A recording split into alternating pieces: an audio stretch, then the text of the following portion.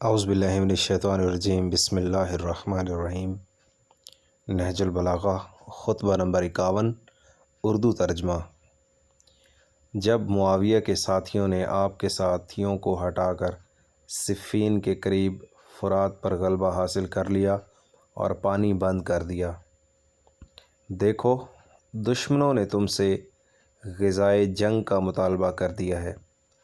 اب یا تو تم ذلت اور اپنے مقام کی پستی پر قائم رہ جاؤ یا اپنی تلواروں کو خون سے سیراب کر دو اور خود پانی سے سیراب ہو جاؤ۔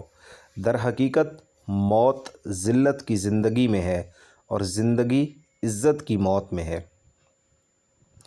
آگاہ ہو جاؤ کہ معاویہ گمراہوں کی ایک جماعت کی قیادت کر رہا ہے جس پر تمام حقائق پوشیدہ ہیں، اور انہوں نے جہالت کی بنا اور اپنی گردنوں کو تیر اجل کا نشانہ بنا دیا ہے۔ جزاک اللہ۔ خطبہ نمبر 51 اردو ترجمہ نہج البلاغہ۔